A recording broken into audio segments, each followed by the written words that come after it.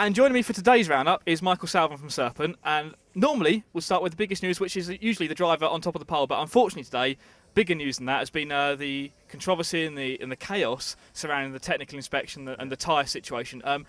From your point of view as a sponsor of the event and a person who's here, obviously spent a lot of money bringing drivers to the event, can you describe what you saw from your point of view?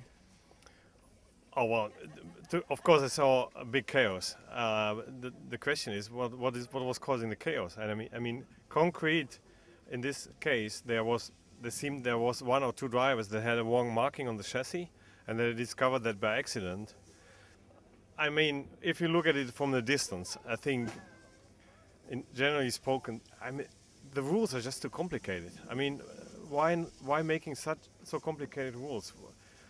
The whole rule thing, in my opinion, should be much more easy. I guess it's difficult because, you know, it's such a big event for everyone. There's a lot of pressure on the organisers and the officials to obviously make sure they get everything right and fair, and obviously do it in a very short timescale for checking the cars. But I suppose the outcome of that is we've lost potentially a round of qualifying that was supposed to happen this evening.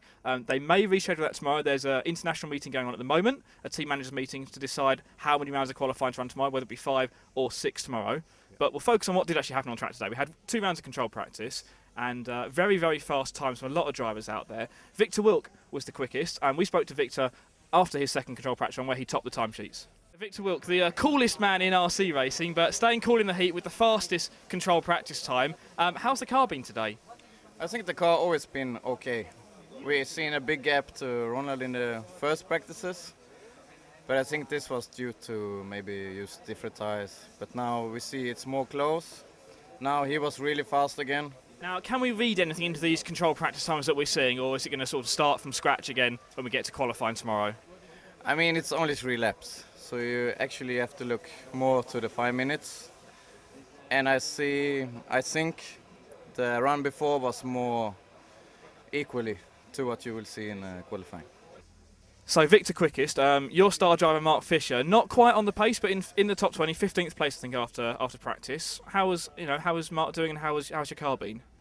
Well, we all struggle with basically with understeer on this track with these tires, and we couldn't fix it yet properly. In the last one it was a little bit better, so we are hopeful we can improve, but we are not 100% happy yet. But you've got 5 rounds, or at least 5 rounds of qualifying tomorrow, maybe 6, and plenty of time to get the car more dialed in, I think. And we'd expect to see Mark certainly challenging for at least an A final position, if not top 5 maybe.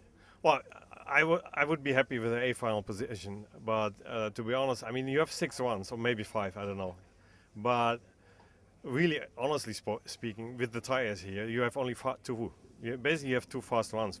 That's the one you have a new set of tires. I hope we can concentrate on the racing and see a lot of action on the track. For sure, and that's what we're all hoping for. Tomorrow we'll be qualifying, and then the finals here on Saturday. You can find all the action. We're sure there's going to be a lot of qualifying action. Thank you, Michael, for joining us, and you can join us all at F1.ws throughout the rest of the week here in Holland.